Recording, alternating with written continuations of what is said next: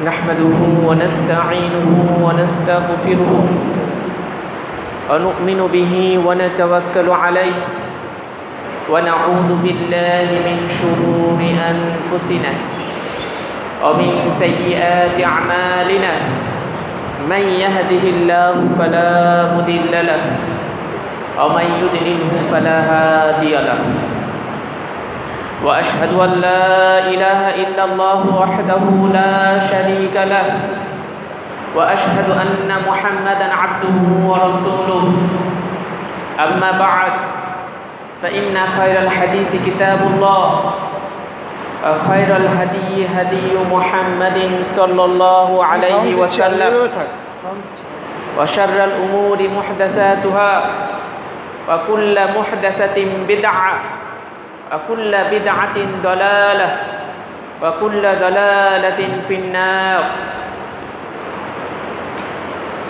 সকল প্রশংসা আল্লাহ রাব্বুল আলামিনের জন্য, যার অশেষ মেহেরবানিতে আমরা জুমা সালাত এবং খুতবার উদ্দেশ্যে এখানে উপস্থিত হতে পেরেছি।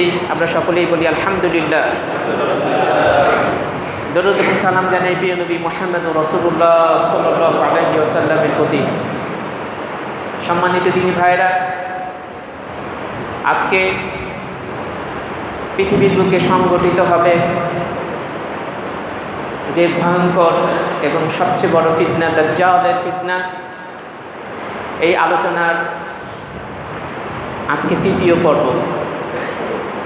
মাঝখানে একটু গ্যাপ পড়েছে, আমার কারণে নয়, পরিস্থিতির কারণে। আমি তো ছিলাম। তো তৃতীয় পর্ব আজকে দাজ্জাল সম্পর্কে আলোচনা। মাইকের দিকে খেয়াল করার দরকার নেই, আপনারা শুধু একটু শুনে যান, তাহলে চলবে। আপনারা ইতিপূর্বে জেনেছেন নবী করিম সাল্লাল্লাহু আলাইহি সাল্লাম বলেছেন, আদম সন্তান সৃষ্টির পর থেকে পৃথিবীর বুকে দাজ্জালের ফিতনার মতো ভয়ঙ্কর কোনো ফিতনা সংঘটিত হয়নি, ভবিষ্যতেও হবে না। তো এই দাজ্জাল যে ধারাবাহিক আলোচনা করে আসছিলাম, আজকের যে অংশ থেকে শুরু করছি সেটা হলো, আল্লাহ রাসূল সাল্লাল্লাহু আলাইহি ওয়াসাল্লাম বলেছেন দাজ্জাল 40 দিনের মধ্যে গোটা পৃথিবী সে ভ্রমণ করবে। এমন কোনো জায়গা নেই যেখানে তার কর্তৃত্ব সে প্রতিষ্ঠা করবে না, কিন্তু সে মক্কাতে পারবে না, মদিনায় তার কর্তৃত্ব প্রতিষ্ঠা করতে পারবে না। তার যে একটা আতঙ্ক, দাজ্জালের যে একটা ভীতি মানুষের মধ্যে, এটা মদিনায় এবং মক্কাতে থাকবে না। আল্লাহ রাব্বুল আলামিন মদিনাতে এবং মক্কাতে ফেরেশতা নিযুক্ত করে দিবেন, যারা খোলা তরবারি হাতে পাহারা দিবে দাজ্জালের ভয় থেকে সেই শহর দুটিকে নিরাপদ রাখার জন্য। দাজ্জাল পৌঁছে যাবে মদিনায়। সে উহুদ পাহাড়ের পিছনে তৃণলতা শূন্য একটা জায়গা আছে, নাম হচ্ছে সাইহানাতুল দুরুফ। সাইহানাতুল দুরুফ উহুদ পাহাড়ের পিছনে গিয়ে সে ওইখানে ঘাঁটি গাড়বে। সে মদিনায় প্রবেশ করতে চাইবে, মসজিদে নববীর এই এরিয়াটাতে বিশেষ করে, কিন্তু সেই দিন মদিনায় 7টা দরজা থাকবে। এই প্রত্যেকটা প্রবেশ পথে, দরজার পথে 2 জন করে ফেরেশতা দাঁড়ানো থাকবে। সে চেষ্টা করে সেখানে ঢুকতে পারবে না। দাজ্জাল যখন উহুদ পাহাড়ের পিছনে তার ঘাঁটি গাড়বে সাইহানাতুল দুরুফের নামক স্থানে, সেই ঘাঁটি গাড়ার পর মদিনা 3 বার কেঁপে উঠবে। 3 বার কেঁপে উঠবে, যেমন ভূমিকম্প হলে ভূমি কাঁপে, সে ভূকম্পন হবে, 3 বার কেঁপে উঠবে মদিনা। এর মাধ্যমে মদিনাতে যারা ফাসিক পাপিষ্ট লোকেরা ছিল, মুনাফিকরা বসবাস করত, মানে করবে ভবিষ্যতে যখন দাজ্জাল আসবে, ওই পাপিষ্ট এবং মুনাফিকরা সব বেরিয়ে দাজ্জালের দলে এসে যোগ দিবে। তো বোঝা গেল কি, মুনাফিক কারা? আকীদাগত মুনাফিক আছে, আবার আমলিয়াতের ব্যাপারেও মুনাফিক আছে। তো আল্লাহ রাসূল সাল্লাল্লাহু আলাইহি ওয়াসাল্লামের যুগে আকীদাগত মুনাফিক বলি কিংবা আমলিয়াতের ক্ষেত্রে মুনাফিক বলি না, যাই বলি না কেন, ছিল। তারা সবাই সালাত আদায় করত, ইসলামের ইবাদত বন্দেগী করত, নিজেদেরকে মুসলিম বলে দাবি করত, কিন্তু তারা মুনাফিক ছিল। তাদের জানাজা হয়েছে। আব্দুল্লাহ বিন উবাই, যাকে মুনাফিকের সর্দার বলা হয়, আল্লাহ রাসূল তার জানাজা পড়ার জন্য নিজে অগ্রসর হয়েছেন। তো যাক, তাহলে বুঝে গেল সালাত পড়ে, সিয়াম আদায় করে, হজ করে, মুসলিম বলে দাবি করে এমন কিছু লোক মদিনায় থাকবে, দাজ্জাল যখন উহুদ পাহাড়ের যে পিছনের দিকে যে ঘাঁটি গাড়বে, সেই ভূকম্পনের ফলে তারা সবাই, এই পাপিষ্ট এবং মুনাফিক শ্রেণীর লোকগুলো দাজ্জালের সাথে এসে মিলিত হবে। তাহলে বোঝা গেল আমরা যারা এখন মুসলিম আছি, আমাদের জন্য এটা একটা পরীক্ষা। আমি ইনশাআল্লাহ আজকের সংক্ষিপ্ত আলোচনা শিক্ষার মধ্যে বিষয়টা আমি বিশ্লেষণ করার চেষ্টা করব, আল্লাহ তৌফিক দিলেন। 3 বার প্রকম্পিত হওয়ার পর ফাসিক এবং মুনাফিকরা দাজ্জালের কাছে ফিরে আসবে। যারা ফিরে আসবে, হাদিসে এসছে, তাদের অধিকাংশই হবে মহিলা। তাদের অধিকাংশই হবে মহিলা।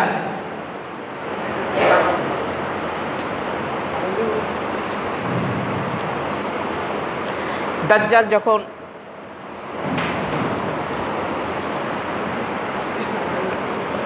আচ্ছা ঠিক আছে, ওকে ওকে,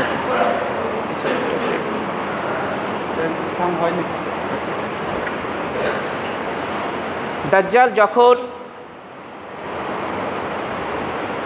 সেখানে আসন গাড়বে এবং ভূকম্পনের ফলে মুনাফিকরা দাজ্জালের দলে গিয়ে শামিল হবে, এই ঘটনার হওয়ার পর একজন ঈমানদার ব্যক্তি দাজ্জালের উদ্দেশ্যে বের হবে। একজন ঈমানদার ব্যক্তি তখন দাজ্জালের যে বাহিনী আছে, সশস্ত্র বাহিনী থাকবে, তারা রাস্তায় টহল দেবে, ঘুরে বেড়াবে। তারা তো তাকে রব বলে মেনে নিয়েছে, তারা চাইবে কেউ আবার রবের বিরোধী আছে কিনা। তো ওই ঈমানদার ব্যক্তিটা যখন বের হবে, বের হওয়ার পর দাজ্জালের অস্ত্রধারী লোকগুলো তাকে ধরে ফেলবে। তাকে ধরে বলবে, তুমি কোথায় যাচ্ছ? সে মদিনায়, ওই ঘটনার পরে সে বলবে, আমি তার কাছে যাচ্ছি যে আবির্ভূত হয়েছে, মানে দাজ্জালের কথা বলবে। দাজ্জালের সশস্ত্র বাহিনী তাকে বলবে, তুমি কি প্রভুর প্রতি ঈমান আনবে না? তখন মুমিন ব্যক্তিটা জবাব দিবেন, আমাদের রবের ব্যাপারে আমাদের কোনো সন্দেহ নেই, মানে আমাদের রব তো আল্লাহ। হ্যাঁ, আবার তুমি কাকে প্রভু বলছো? জ্ঞানী মানুষ দেখেন, ভাষা জানার জন্য উচ্চ শিক্ষা ছাড়াও ভাষা জানা যায়। আরবের তৎকালীন লোকেরা এমন ভাষা জানতো, আশ্চর্য হয়ে যাবেন। এখনকার যুগে উচ্চ শিক্ষিত লোকেরা সেরকম ভাষা জানে না, খুঁজে পাবেন। এরকম অনেক ভাষার প্রমাণ আছে। তো জবাবটা কিভাবে দিল? প্রভুর প্রতি ঈমান আনবে না? সে বলল, আমাদের রবের প্রতি আমাদের কোনো সন্দেহ নেই, মানে আল্লাহ তো আল্লাহ, আর তুমি যাকে বলছো সে তো রব না। এই কথা শোনার পর দাজ্জালের সশস্ত্র বাহিনী একে অন্যকে বলবে, একে হত্যা করো। তখন আরেক গ্রুপ বলবে, না, তাকে হত্যা করা যাবে না, কারণ আমাদের রব তো বলেছে, মানে দাজ্জাল বলেছে তাকে না দেখিয়ে কাউকে হত্যা করা যাবে না, একে ধরে নিয়ে আমাদের রবের কাছে নিয়ে চলো। মুমিন ব্যক্তিকে ধরে নিয়ে দাজ্জালের কাছে নিয়ে যাওয়া হবে। দাজ্জালকে দেখা মাত্র সেই ঈমানদার ব্যক্তিটা বলে বলবে, এই তো তুই দাজ্জাল, মিথ্যু। হে জনগণ, তোমরা শুনে রাখো, এই সেই দাজ্জাল যার ব্যাপারে আল্লাহ রাসূল সাল্লাল্লাহু আলাইহি সাল্লাম আমাদেরকে আগেই জানিয়ে দিয়েছে, মানে তোমরা এর ধোঁকায় পড়ো না। দেখেন, এক হচ্ছে তখনকার সময় সে একটা বড় শক্তির মতো, তার সব সশস্ত্র গ্রুপ, একটা মাত্র ঈমানদার ব্যক্তি, কলিজায় কত সাহস। এটাই হচ্ছে ঈমানের শক্তি। ঈমানের শক্তি, বড় স্বাস্থ্য লাগে না, ইমানের জোর অনেক বড় জোর, এটা আল্লাহর পক্ষ থেকে সাহায্য আসে। দাজ্জাল তখন নির্দেশ দিবে, তার চেহারায় এমনভাবে আঘাত করা হবে, ক্ষত বিক্ষত করে দেওয়া হবে। সে এই জবাব কেন দিল দাজ্জালের সামনে দাঁড়িয়ে? সাহস কত বড়! দাজ্জালের নির্দেশে তাকে এমনভাবে পেটানো হবে, তার বুক আর পিঠ পিটিয়ে সমান করে দেওয়া হবে। সে মুমিন ব্যক্তিকে চেহারা ক্ষত বিক্ষত, পিটিয়ে বুক আর পিঠকে সমান করে দেওয়া হয়েছে। তারপর দাজ্জাল বলছে, কি আমার প্রতি ঈমান আনবে না? সে বলবে না। তখন দাজ্জাল উপস্থিত লোকদেরকে বলবে, আমি যদি একে হত্যা করার পর জীবিত করতে পারি, করে দেই, তোমরা কি আমার ব্যাপারে কোনো সন্দেহ পোষণ করবে? সবাই বলবে না। দাজ্জালের যারা অনুসারী বলবে না। অর্থাৎ মৃতকে জীবিত করার ক্ষমতা কার? আল্লাহর হাতে। সে ওই ব্যক্তিকে হত্যা করার পর জীবিত করে সে নিজে যে রব এটা প্রমাণ করতে চাইবে। তারপরে দাজ্জালের নির্দেশে সেই মুমিন ব্যক্তি দুই পাকে কুড়াল দিয়ে দুই টুকরো করে বিচ্ছিন্ন করে দেওয়া হবে। দুই পা আলগা হয়ে গেছে শরীর থেকে। আরেক হাদিসে আছে, তরবারি দিয়ে তাকে একবারে দুই টুকরা করে ফেলা হবে। তার শরীরের দুইটা টুকরা, দুইটা ধনুক যত দূরত্ব থাকে সেই রকম ব্যবধানে এদিকে এদিকে ছুটে যাবে, সরে যাবে। দুই পা টুকরা করে ফেলা হলো মুমিনের, দুই টুকরা করে দুইটা শরীরকে দুই ধনুকের ব্যবধানের দূরত্বে পৌঁছে দেওয়া হলো। এই কঠিন পরিস্থিতি দাজ্জাল তারপরে ওই দুই টুকরা শরীরের সামনে এসে দাজ্জাল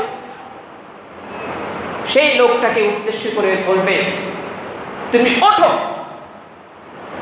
তৎক্ষণাৎ ওই ব্যক্তিটা একত্রিত হয়ে শরীরটা দাঁড়িয়ে যাবে, জীবিত হয়ে সে দাজ্জালের কাছে এসে পড়বে। সে ডাকবে, সেই খণ্ড বিখণ্ড শরীরটা তার সামনে এসে পড়বে। দাজ্জাল তখন বলবে, কি এবার আমার প্রতি ঈমান আনবে? মানে তোমাকে আমি হত্যা করে ফেলেছি, টুকরো টুকরো করলাম, তারপরে দেখো আমি তোমাকে জীবন দিয়েছি, এখন তো আমার প্রতি ঈমান আনতে তোমার কোনো অসুবিধা নেই, যাবে। তখন মুমিন ব্যক্তিটা হুঙ্কার দিবে, সে বলবে, আল্লাহর কসম করে বলছি, এখন তো তুই যে মিথ্যুক দাজ্জাল, এটা আমার কাছে আরো পরিষ্কার হয়ে গেল, আরো পরিষ্কার হয়ে গেল, তুই মিথ্যাবাদী দাজ্জাল। এই কথা শোনার পরে দাজ্জাল তাকে গলা জড়িয়ে ধরে হত্যা করতে চাইবে, তামার তাক দিয়ে জড়িয়ে হত্যা করতে চাইবে, কিন্তু এই পর্যায়ে আর তাকে হত্যা করতে পারবে না। ওই ইমানদার ব্যক্তিটা জনগণ যারা ছিল সামনে, সবার সামনে তখন ঘোষণা দেবে, হে লোকেরা, তোমরা শুনে রাখো, আমার পরে দাজ্জাল আর কোনো ব্যক্তির উপরে কর্তৃত্ব খাটাতে পারবে না, তোমরা জেনে রাখো। দাজ্জাল চেষ্টা করবে কিন্তু তাকে হত্যা করতে পারবে না, কাবু করতে পারবে না। ওইভাবে সে হত্যা করতে চাইবে, পারবে না। অবশেষে দাজ্জাল হাত পা ধরে ওই ব্যক্তিটাকে নিক্ষেপ করে দেবে, ছুঁড়ে ফেলে দেবে। দাজ্জালে তো অনেক কিছু দেখাবে সে ধোকায়, যেমন আগুন, জাহান্নাম দেখাবে, জান্নাত দেখাবে, শুনেছেন। যারা উপস্থিত থাকবে সেখানে তারা মনে করবে ওই মুমিন ব্যক্তিটাকে জাহান্নামে পৌঁছে দেওয়া হয়েছে, আগুনে ফেলে দেওয়া হয়েছে। আল্লাহ রাসূল সাল্লাল্লাহু আলাইহি ওয়াসাল্লাম মানে হাদিসের মধ্যে আমাদেরকে জানিয়ে দিলেন যে মানুষ মনে করবে যে ওকে আগুনে নিক্ষেপ করে দেওয়া হয়েছে, আসলে তো ওই লোকটাকে জান্নাতে পৌঁছে দেওয়া হয়েছে। সুবহানাল্লাহ। আল্লাহ রাসূল বলছেন, এই ব্যক্তিটাকে, এই মুমিন ব্যক্তিটাকে আল্লাহ রাব্বুল আলামিন বড় শাহাদাতের মর্যাদায় ভূষিত করবেন। সুবহানাল্লাহ। দেখেন কত সাহস, ঈমানের কি জোর! এই প্রতিকূল পরিস্থিতিতেও কেমন সে ঈমানের পরিচয় দিয়েছে। এরপর সে তো উহুদ পাহাড়ের ওই পাদদেশেই ঘাঁটি গেড়েছে। ফেরেশতারা এসে দাজ্জালের মুখটাকে সিরিয়ার দিকে ঘুরিয়ে দিবে। এবার দাজ্জাল সিরিয়ার দিকে রওনা হবে। সিরিয়ার ইলিয়া পাহাড়, সেখানে গিয়ে সে কি করবে? একদল মুসলিমকে অবরোধ করবে। মুমিনদের একটা বড় দল সেখানে অবরুদ্ধ হয়ে পড়বে। সেখানে ইমাম মাহদী থাকবেন, তাদের নেতা। নবী করিম সাল্লাল্লাহু আলাইহি সাল্লাম হাদিসের মধ্যে আমাদেরকে আরো সুন্দরভাবে এটা বিবরণ দিয়েছেন। আমি সংক্ষেপে বলছি। দাজ্জাল ইলিয়া পাহাড়ে গিয়ে মুমিনদেরকে ঘেরাও করে রাখবেন। মুমিনরা দাজ্জালের হাতে অবরুদ্ধ। 70,000 ইহুদি তরবারি সহ সেইখানে দাজ্জালের সশস্ত্র যোদ্ধা থাকবে। মুমিন ব্যক্তিরা অত্যন্ত কঠিন পরিস্থিতিতে পড়ে যাবে। তারা সিরিয়ার সেই ইলিয়া পাহাড়ে অবরুদ্ধ, না বের হতে পারছে না কিছু করতে পারতেছে। পরিস্থিতি যখন কঠিন পর্যায়ে চলে যাবে, তখন সেই অবরুদ্ধ মুসলিমদের মধ্য থেকে একজন ডাক দিয়ে বলবে, হে মুসলিমরা, তোমরা শুনে রাখো, আমরা আর কতদিন এই দাজ্জালের কারণে এখানে অবরুদ্ধ হয়ে থাকবো? এইভাবে চলতে দেওয়া যায় না। আর কতদিন আমরা এরকম কষ্ট করব? বরং তোমরা চলো, আসো আমরা দাজ্জালের বিরুদ্ধে যুদ্ধে নেমে যাই। হয়তো আমরা শাহাদাত বরণ করব, নয়তো তার বিরুদ্ধে বিজয়ী হব। দুইটার একটা আমাদের ভাগ্যে যেটা হয় হবে। সিদ্ধান্ত নিয়ে নাও, আর আটকা থাকবো না। দাজ্জাল ঘিরে রেখেছি, আমরা কতদিন বন্দী থাকবো? তার এই ঘোষণায় সবাই যুদ্ধের জন্য প্রস্তুতি নিবে, সারিবদ্ধ হবে। এমন সময় ফজরের আজান হয়ে যাবে। ফজরের সালাতের জন্য আজান দেওয়া হবে। একটি হাদিসে আছে, সেই সময় অন্ধকার ছেয়ে যাবে হঠাৎ। এমনিতেই তো রাত, ফজরের সময় অন্ধকার থাকতেই ফজরের সালাতটা করা হয়। অন্ধকারের জন্য আরো ঘনীভূত হয়ে যাবে। এমন অবস্থা হবে যে একজন নিজের হাত পর্যন্ত নিজে দেখতে পাচ্ছে না। ঠিক এই রকম একটা পরিস্থিতিতে ফজরের আজান হয়ে গেছে, ইকামত পর্যন্ত হয়ে গেল। ঈসা আলাইহিস সালাম, ওই আল্লাহর ব্যবস্থা দেখেন, একদিকে তাদেরকে ঘিরে রেখেছে, দাজ্জাল তাদেরকে লিডিং দিচ্ছে, মুসলিমরা সেই দুর্বল অবস্থায় আটক। আর আল্লাহর পক্ষ থেকে ফয়সালা হয়ে গেছে, ঈসা আলাইহিস সালাম এবার নাম। দাজ্জালের খবর নাই কে আসতেছে, ইহুদিদের খবর নাই, আল্লাহর সাহায্য এসে গেছে।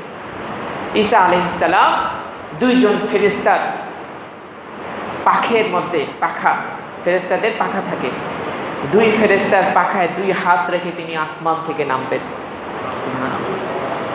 আল্লাহ রাসূল বলছেন, তার গায়ে হালকা হলুদ বর্ণের, জাফরান এবং এই মিশ্রিত কাপড় পরে তিনি নামবেন। দুইটা টুকরা কাপড় থাকবে তার গায়ে, তিনি নামবেন ফেরেশতাদের পাখায় হাত দিয়ে। মুসলিমরা চিনে ফেলবে তাকে। তাদের ইমাম থাকবেন তখন ইমাম মাহদী। নবী করিম সাল্লাল্লাহু আলাইহি ওয়াসাল্লাম বলছেন, একজন সব ব্যক্তি ইমাম হবেন তাদের, তিনি হবেন আমার ফাতেমার বংশ থেকে। তার কপাল হবে চওড়া, নাক হবে উঁচু। তিনি পৃথিবীটাকে ন্যায় ইনসাফে এমনভাবে ভরে দিবেন ইমাম মাহদী, যেমন জুলুমে সেটা পরিপূর্ণ ছিল। ইমাম মাহদী ঈসা আলাইহিস সালাম যখন নেমে আসবেন, চিনে ফেলবেন, তাকে বলবেন আপনি সালাত পড়েন। ঈসা আলাইহিস সালামকে বলবেন, ঈসা আলাইহিস সালাম বলবেন, না, আপনারা একজন আরেকজনের ইমাম। এটা এই উম্মতের মর্যাদা, মুহাম্মাদি উম্মতের। আপনি সালাত পড়েন। সালাত পড়াবে। এদিকে মুসলমানদের এই ঘটনা ঘটতেছে, আর ওই দাজ্জাল এবং কুফরি শক্তি তাদের কোনো খবরই নেই। তারা তো ঘিরে আছে, মনে করছে আমরা জিতে গেছি, এবার শেষ মুসলমানরা।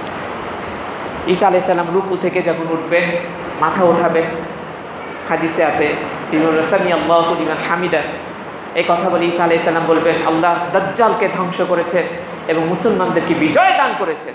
রুকু থেকে ওঠে সামি আল্লাহু লিমান হামিদা বলে ঈসা আলাইহিস সালাম এই কথাটা বলে দিলেন। সালাত শেষ হলো। সালাত শেষের পর ঈসা আলাইহিস সালাম বলবেন, দরজা খুলে দাও। দরজা খুলে দেওয়ার পরে সাথে সাথে দেখবেন দাজ্জাল দাঁড়িয়ে আছে। এবার তো ফাইট হবে। দাজ্জাল ঈসা আলাইহিস সালামকে দেখা মাত্র আল্লাহ রাসূল বলছেন, লবণ যেভাবে গলে যায় পানির সংস্পর্শে, পানি লাগলে লবণ গলে যায়, দাজ্জাল ঈসা আলাইহিস সালামকে দেখা মাত্র এমনভাবে বিগলিত হয়ে যাবে যেমন লবণ পানিতে বিগলিত হয়ে যায়। ঈসা আলাইহিস সালাম তাকে দেখে তাকে ধরবেন এবং পূর্ব দিকের বাবেল লুদের সামনে তাকে পেয়ে তাকে সেখানে হত্যা করবেন। হত্যা করার পর ঈসা আলাইহিস সালাম তার বল্লমের মধ্যে যে দাজ্জালের যে রক্ত হত্যা করার সেদিন নিহত হয়েছে সেটা মুমিনদেরকে তিনি দেখিয়ে দিবেন। সুবহানাল্লাহ। রাসূলুল্লাহ সাল্লাল্লাহু আলাইহি ওয়াসাল্লামের একটি হাদিস মনে পড়ে গেল। আল্লাহ রাসূল বলেছেন, আমার উম্মতের দুই শ্রেণীর লোককে আল্লাহ রাব্বুল আলামিন জাহান্নামের আগুন থেকে মুক্তি দিবেন। আমার উম্মতের দুই শ্রেণীর লোককে আল্লাহ রাব্বুল আলামিন জাহান্নামের আগুন থেকে মুক্তি দিবেন। তাদের একটা দল হচ্ছে সেই লোকেরা যারা হিন্দুস্তানের যুদ্ধে অংশগ্রহণ করবে। সুবহানাল্লাহ। এই সুযোগটা আমাদের জন্য আছে।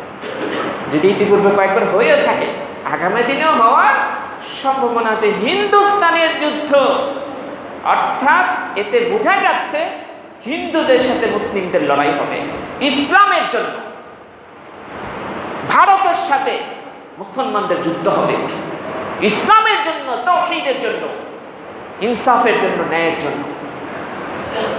আল্লাহ রাসূল বললেন, আমার উম্মতের দুটি দলকে আল্লাহ জাহান্নামের আগুন থেকে মুক্তি দিবেন। তারা হচ্ছে একদল ওই লোক যারা হিন্দুস্তানের যুদ্ধে অংশগ্রহণ করবে, আর দ্বিতীয় হচ্ছেন ওই লোক, ওই দল যারা ঈসা ইবনে মারিয়ামের সাথী হয়ে সেই দাজ্জালের বিরুদ্ধে জিহাদে অংশ নেবে। আল্লাহ রাসূল বললেন, তোমাদের কেউ যদি তাদের সাক্ষাৎ পাও, আমার পক্ষ থেকে তাদেরকে সালাম পৌঁছে দিন। দেখেন, তোমরা কেউ যদি এই দুই দলের কারো সাক্ষাৎ পাও, দেখা পাও, আমার পক্ষ থেকে তাদেরকে সালাম দিও। কত বড় মর্যাদা দিয়েছেন। হিন্দুস্তানের যুদ্ধে অংশগ্রহণ করবেন, আল্লাহ রাসূল আপনাকে সালাম পাঠিয়ে দিয়েছে। দাজ্জালের বিরুদ্ধে যুদ্ধে অংশগ্রহণ করবে, আল্লাহ রাসূল বলেছেন সাক্ষাৎ পেলে সালাম পৌঁছে দিও আমার পক্ষ থেকে। কত বড় মর্যাদা এই দুইটা যুদ্ধে অংশগ্রহণ করার, এই দুইটা জিহাদে অংশগ্রহণ করার। মুসলমানের অন্তরের ভিতরে জিহাদের স্পিরিট এবং বাসনা রাখতেই হবে। এটা মুসলমানদের একটা অন্যতম গুণ। কোন মুসলমান অন্তত যদি জিহাদের স্পৃহা না থাকে, সে পাকা মুমিন না, প্রকৃত মুসলিম না। আপনি জিহাদের বাসনা রাখবেন, ইসলামকে বুলন্দ করার জন্য, কালেমাকে বুলন্দ করার জন্য। বিছানায়ও যদি মরেন, ইনশাআল্লাহ আল্লাহ আপনাকে শাহাদাতের মর্যাদা দিবেন। তাহলে এই দুইটা যুদ্ধের মর্যাদা দেখেছেন? দেখেছেন। তো ঈসা আলাইহিস সালাম তাকে হত্যা করবেন। মুসলমানরা বেরিয়ে যাবে ইহুদিদের বিরুদ্ধে লড়াই করার জন্য। মুসলমানরা ইহুদিদেরকে ধরে ধরে হত্যা করবে। তারপর আল্লাহ রাসূল সাল্লাল্লাহু আলাইহি ওয়াসাল্লাম বলছেন, আল্লাহ এমন কোন সৃষ্টি নেই, সেটা পাথর হোক, গাছ হোক, তার পিছনে যদি কোনো ইহুদি লুকিয়ে থাকে, সে কথা বলবে, তাদেরকে আল্লাহ বাক শক্তি দান করবে। একটা গাছ থাকবে গারকাদা, ইহুদিদের গাছ বলা হয়।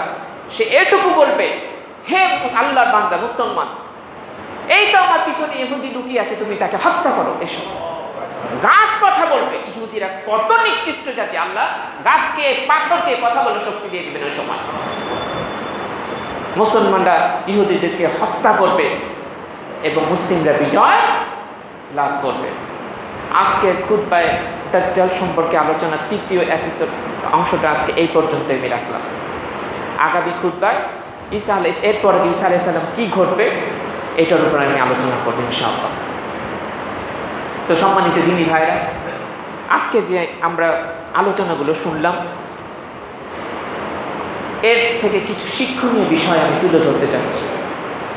সেটা কি? কয়েকটা ধরছি, অনেকগুলো শিক্ষণীয় বিষয় আছে, ধরতে গেলে 15-20টা বের হয়ে যাবে। তা আমি কয়েকটা বলছি। এক হচ্ছে, হাদিসে আমরা আলোচনায় কি শুনলাম?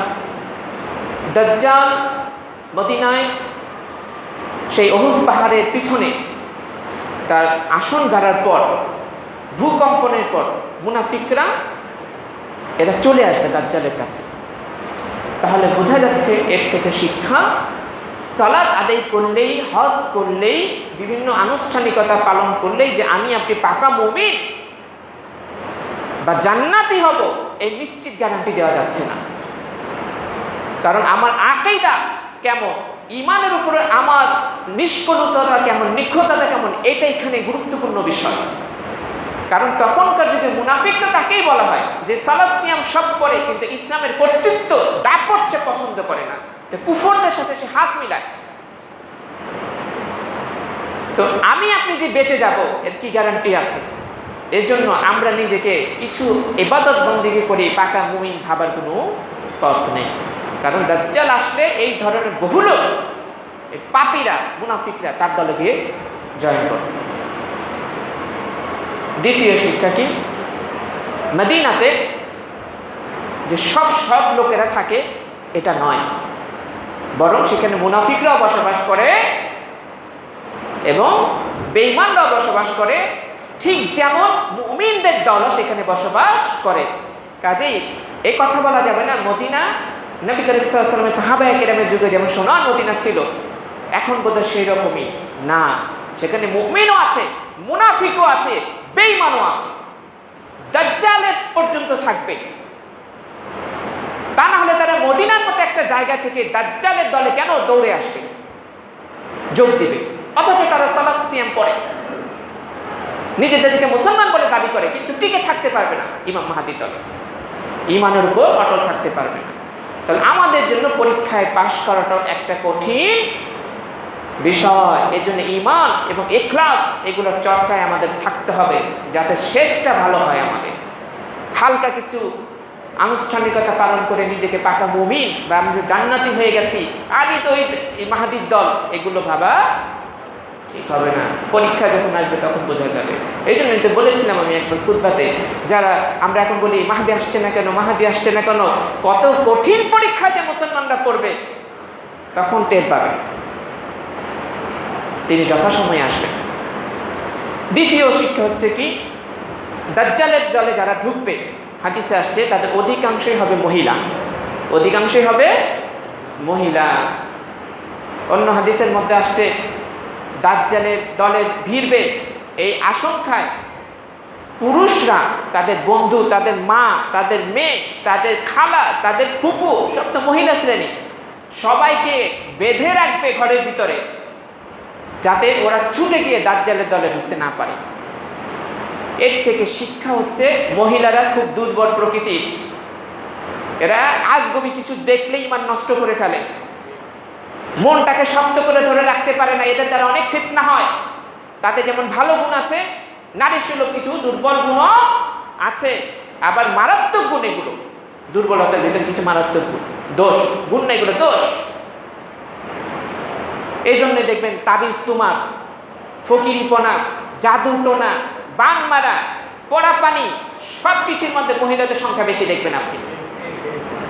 মহিলারা বিভ্রান্ত হয়, তাদের ঈমান আকীদা দেখতে তারা দুর্বল, এখনকার সময় বিশেষ করে। আবার পাকা মুমিন মহিলা ছিল, মুমিনা। তাহলে কি নারীদেরকে এই জন্য দ্বীন শিক্ষা দেওয়াটা বেশি জরুরি, তাদের আকীদা ঠিক করা জরুরি, তাদেরকে তাওহীদের আলোচনা শোনানো জরুরি।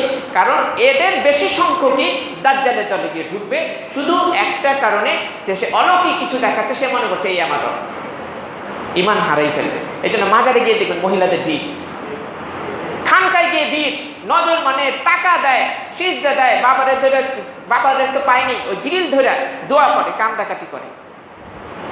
তাহলে বোঝা গেল মহিলাদের একটা বড় অংশ দাজ্জালের দলে ঢুকবে, তার মানে তারা আজগবি জিনিস দেখে ঈমান হারিয়ে ফেলে তারা খুব সহজে। এই জন্য তাদের দ্বীন শিক্ষা দেওয়া জরুরি।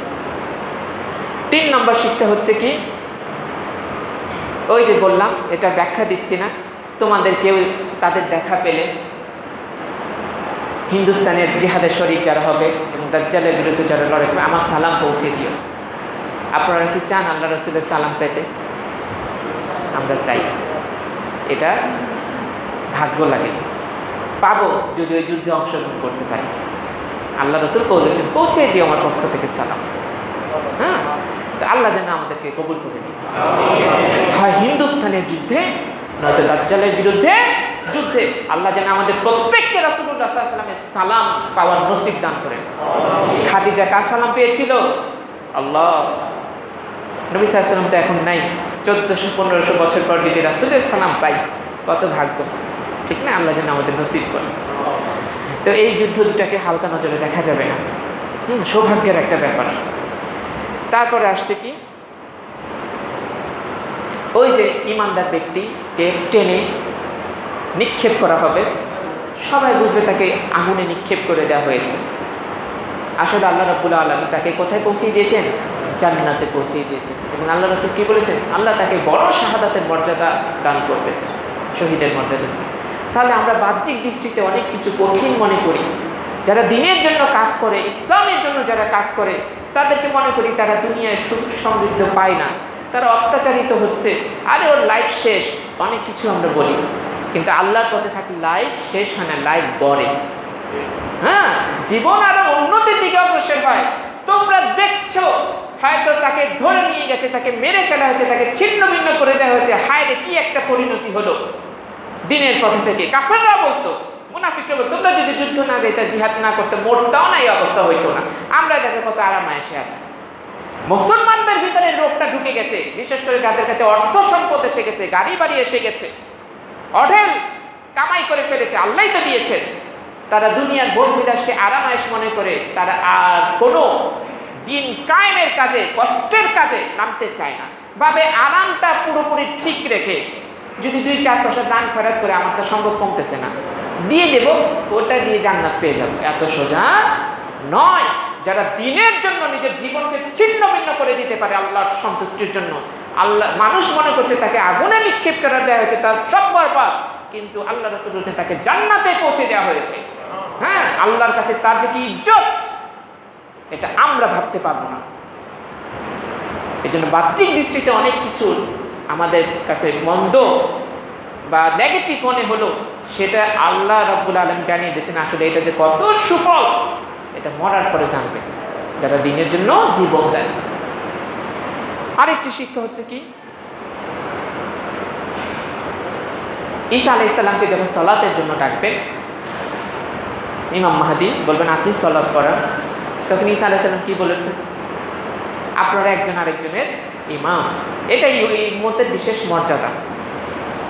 তাহলে বোঝা গেল ইমাম মাহদী একজন সম্মানিত ব্যক্তি, আবার ঈসা আলাইহিস সালাম নবী হিসেবে তার চেয়েও সম্মানিত ব্যক্তি।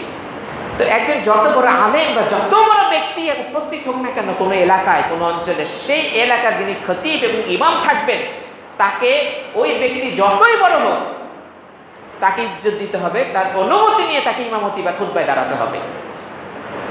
ঈসা আলাইহিস সালামের শিক্ষা, এই এলাকায় যিনি খুতবা দিতে আসবেন, ইমামতি করতে আসবেন, যিনি ইমাম তিনি যদি শুধু এসএসসি পাস হন, আর যিনি মেহমান আসেন তিনি যদি বড় ডক্টরও হন, আলেম, ওনার অনুমতি ছাড়া উনি দাঁড়াবেন না। কারণ এইখানকার মসজিদের ইমামের মর্যাদা, এই এলাকায় এটা আল্লাহ দিয়েছেন এই উম্মতের মর্যাদা। যে কোনো এলাকায় যাবে, সে তার চেয়ে যোগ্যতায় কম হলেও তার অনুমতি নেবে, তাকে সে সম্মান দিবে। সেজন্য এসে তাকে পাত্তাই দিচ্ছে না, আমি এই ভাব আসলে ভুল করবে সে। কারণ যার যার অঞ্চলে, যার যার এলাকার যারা নির্দিষ্ট ইমাম আছে, খতিব আছে, শিক্ষক আছে, ওস্তাদি আছে, নেতা আছে, তারা সেই এলাকার সম্মানিত লোক। বাইরে থেকে তার চেয়ে অনেক বড় মর্যাদাশীল লোক আসলেও তাকে ইজ্জত দিতে হবে, যদিও সে তার চেয়ে ছোট। এই জন্য ঈসা আলাইহিস সালামকে যখন ইমামতির কথা বলবেন, ইমাম মাহদী অফার দিবেন, তিনি আবার বলবেন না আপনি পড়েন। এই উম্মতের মর্যাদা এটা, আপনারা একজন আরেকজনের ইমাম।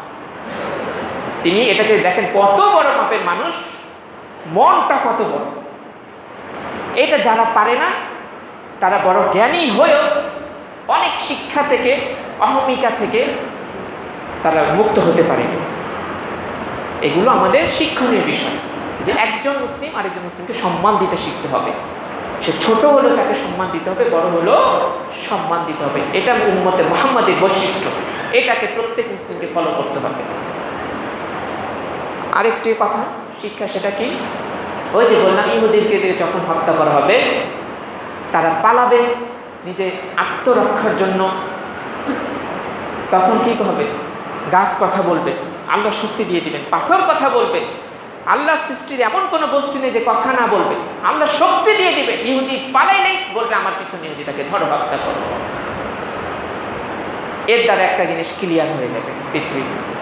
ওই যে কিয়ামতের দিন আমার আপনার হাত সাক্ষী দেবে, অঙ্গ প্রত্যঙ্গ পা কথা বলবে, মুখটা তো বন্ধ করে দেওয়া হবে, তোমার দরকার নেই কথা বলার। আমার আপনার প্রত্যেকটা মানুষের হাত সাক্ষী দেবে কি অপকর্ম করা হয়েছে হাত দিয়ে, পা সাক্ষী দেবে কি অন্যায় করা হয়েছে পা দিয়ে হেঁটে, শরীরের অঙ্গ প্রত্যঙ্গ সাক্ষী দেবে। আর কিছু দরকার আছে? আমার হাত, আমার পা, আপনার হাত, আপনার পা, মানুষের অঙ্গ প্রত্যঙ্গ যখন সেই ব্যক্তির বিরুদ্ধে সাক্ষ্য দেবে, আর কি সাক্ষী রাখার দরকার আছে কিয়ামতের দিন? যারা বিশ্বাস করতে চায় না তাদের জন্য এই শেষ জামানায় ঘটিত এই ঘটনা আরো বড় একটা দলিল। গাছ যদি দুনিয়া থাকতেই কথা বলতে পারে, পাথর যদি বলে এই আমার পিছনে ইহুদি, তাকে হত্যা করো, জড় পদার্থ কথা বলছে আর হাত পা কথা বলবে না, এটা অবিশ্বাস করার কিছু আছে? নাই। তো কিয়ামতের একটা যে সাক্ষ্য দিবে তার বাস্তব নমুনা দেখবে মানুষ। গাছ পাথর জড় পদার্থ কথা বলা শুরু করে দিবে ইহুদিদের বিরুদ্ধে। কেন? আমরাও তো অনেক কিছু দেখেছি, টিয়া পাখি, ময়না পাখি, বিভিন্ন পাখি আছে, কিছু কিছু পাখি কথা বলে, বলে না? অনেক বাড়িতে ময়না পাখি পোষে, গেলে আসসালামু আলাইকুম, ও যা বলে আবার তাই বলে। ইউটিউবে দেখবেন সূরা ইখলাস পড়ে পাখি, সূরা নাস পড়ে পাখি, আবার কথা বলে, ডাক দেয়। শুনেছেন না? অনেকে শুনেছেন। তো পাখি কি মানুষের মতো কথা বলে না? দুনিয়াতেই তো দেখছি আমরা, অন্তত এগুলো তো দেখা হয়েছে আমাদের। তো আপনার আমার হাত, প্রত্যেকটা মানুষের হাত পা অঙ্গ প্রত্যঙ্গ কিয়ামতের দিন কথা বলবে, এতে সন্দেহ থাকার কিছু আছে না। আমি যদি খুঁটে খুঁটে এক একটা শিক্ষা দিই, আপনাদের অন্তর ইনশাআল্লাহ ঠান্ডা হয়ে যাবে। এত সুন্দর সুন্দর শিক্ষণীয় বিশ্লেষণগুলো থাকে। সময় তো কম, সেদিকে আর বেশি যাচ্ছি না। এরপর আসেন, ঈসা আলাইহিস সালামের হাতে দাজ্জাল নিহত হবে। এইখানে আমাদের আকীদাগত শিক্ষা। দাজ্জাল কি দাবি করেছিল? রব। আর আমরা যে রবের প্রতি ঈমান এনেছি, তিনি কি হাইয়ুন কাইয়্যুম, তিনি চিরঞ্জীব, তার কোনো মৃত্যু নাই। আল্লাহর কোনো মৃত্যু নাই, আল্লাহ চিরঞ্জীব, চিরস্থায়ী তিনি। ওই যে দাজ্জাল রব দাবি করলো নিজেকে, কই রবগিরি? ছুটে গেছে না? ছুটে গেছে, তার রবগিরি ছুটে গেছে, সে তো নিহত হয়ে গেল। রব হইলে আবার রব মরে কিভাবে? রব তো মরবে না, রব মরবে না, আল্লাহর কোনো মৃত্যু নাই। সে যে নিজেকে রব দাবি করলে সে মরে গেছে, তারা প্রমাণিত হয়ে গেল সে মৃত্যু। রব মরে না। তারপর এই পৃথিবীতে সে দাজ্জালের আবির্ভাবের আত্মপ্রকাশের আগেও যারা রব দাবি করেছে তাদের একই পরিণতি হয়েছে, তারা মিথ্যাবাদী সব। ফিরআউন বলেছিল না, আনা রাব্বুকুমুল আলা, আমি তোমাদের মহান রব। এমন বেজ্জতি করে তাকে আল্লাহ মারলেন, ওই নাকানি চুবানি খাওয়ায়। অনেকে আমরা বেজ্জতি করার জন্য চোরকে ধরলে আগে দেখা যেত বিভিন্ন গ্রাম্য এলাকায় চেহারায় কালি মেখে জুতার মালা পরায় এলাকায় এলাকায় ঘুরাইয়া পোলাপান্ডার পিছনে সব ভাগ বাজায়া ওরে ঘুরায়, ওরে বেজ্জতি করে। একটা বড় মাপের নেতা, যিনি তখন বিশ্বের পরাশক্তি হিসেবে নিজেকে দাবি করেছেন, ফিরআউন একটু দরজা পেরিয়ে নিজেকে আবার বড় রব দাবি করেছেন। আল্লাহ মাছ ধরে পানিতে নাকানি চুবনি খায়া বেজ্জতি করে তাকে মারলেন, নিজেকে রব দাবি করেছেন। তো রব আবার পানিতে আবার নাকানি চুপানি খায় মরে কিভাবে? তিনি তো সারা পৃথিবী তার নিয়ন্ত্রণে, পানি তার হুকুম মানে, আগুন তার হুকুম মানে, আবার পানিতে মরে কিভাবে? সে বেজ্জতি হয়ে যায়। ফেরাউন নিজেকে রব দাবি করেছিল না, সেও বেজ্জতি হয়ে মরেছে। ভগবান রজনীশ বলে, আরো কত ভণ্ড আছে পৃথিবীতে, অন্যান্য ধর্মের যত রব দাবি করেছে, হিন্দু ধর্মের বলেন, অন্য ধর্মের বলেন, হ্যাঁ, ভগবান দাবি করছে, রব দাবি করছে, সব কয়টাই মরে গেছে। রব আবার মরে কিভাবে? মুসলমানদের মধ্যেও ভ্রান্ত আকীদার কিছু লোক আছে, যারা আকীদা পচে যাওয়ার কারণে নিজেদেরকে তাদের ভাষায় খোদা দাবি করেছে। যেমন বায়েজিদ বোস্তামির একটা উক্তি আছে না, 40 বছর বা এত বছর যাবৎ আমি আল্লাহকে খুঁজে বেরিয়েছি, অবশেষে দেখি আমি তো খোদা। নাউজুবিল্লাহ, আমি তো খোদা। ওই বেটা কি মরে নাই? খোদা আবার মরে কিভাবে? খোদায় মরে কিভাবে? আরেকজন তো মাহবুবের খোদা, পেটটা তো হয়ে গেছে একটা পোলাও ব্যাগের মতো। আজব ওর জন্য।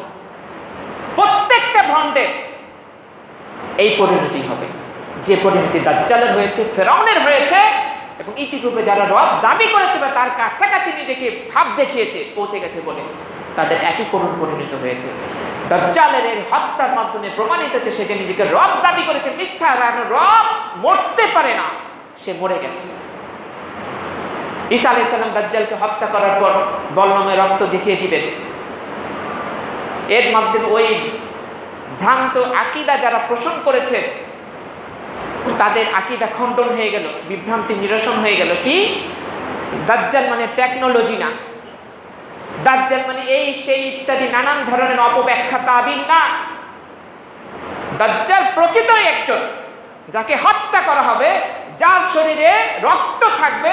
এই জন্য ঈসা আলাইহিস সালাম বল্লম দিয়ে হত্যা করার পর মুমিনদেরকে দেখিয়ে দিবেন, এই দেখো আমার বল্লমের রক্ত, এটা দাজ্জালকে আমি মেরেছি। তাহলে সে রক্তওয়ালা একজন লোক, যার শরীরে রক্ত আছে, যার চোখ আছে, হাত পা আছে।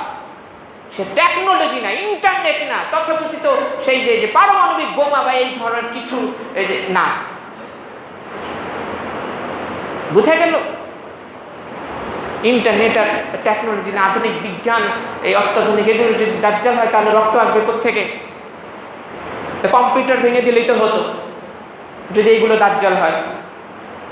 পারমাণবিক বোমাগুলো ধ্বংস করে দিলেই তো হতো যদি এগুলো দাজ্জাল হয়, ঠিক না? ফেসবুক এগুলোকে নষ্ট করে দিলেই তো যদি দাজ্জাল হয়। সেটা তো হচ্ছে না, রক্ত দেখিয়ে দিয়েছে। মুসলমানরা কেন আকীদা শিখে না? যেটা আয়নার মতো স্বচ্ছ কোরআন এবং সুন্নাতে, এগুলো ঠিক মতো পড়লেই তো আর কারো দিকে ঘুরতে হয় না, এদিক সেদিক বিভ্রান্ত হতে হয় না।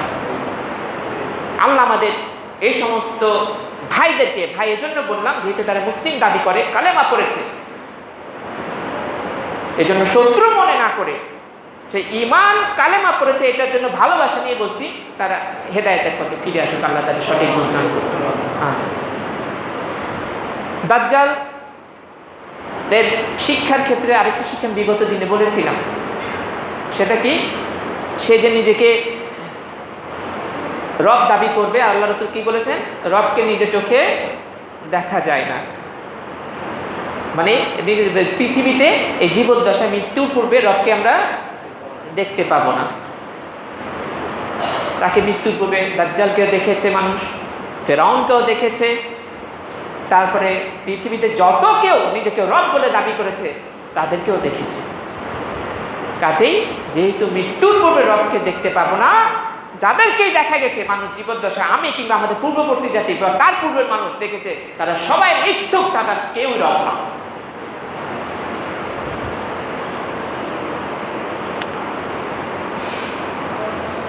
দাজ্জাল নিহত হওয়ার মাধ্যমে আরেকটি শিক্ষা হচ্ছে কি? পৃথিবীতে কোনো অহংকারী বেশি দিন টিকে থাকা সম্ভব নয়। সে তো নিজেকে এমন পরশে, ডোনাল্ড ট্রাম্প কি আর রাশিয়া কি আর এখনকার যে যার উত্থান ঘটেছে চায়না, তারা কি, সে যখন আসবে তার আঙ্গুলের ইশারা সব, তার দাপট চলবে, সে শেষ হয়ে যাবে, তার অহংকার থাকবে না। এজন্য মুসলিমদের জন্য শিক্ষা হচ্ছে কোনো কিছুতে পাওয়ার পেয়ে অহংকার করো না। সারা পৃথিবীর যত রাষ্ট্রপ্রধান আছে, যে রাষ্ট্রই হোক, সশস্ত্র দিক থেকে হোক, টেকনোলজির দিক থেকে হোক, আর বোমার দিক থেকে হোক, শক্তিশালী নিজেকে মনে করুক না কেন, বেশি বাড়াবাড়ি করা উচিত না। অহংকার দেখায়ও না, অহংকারের পতন আছে।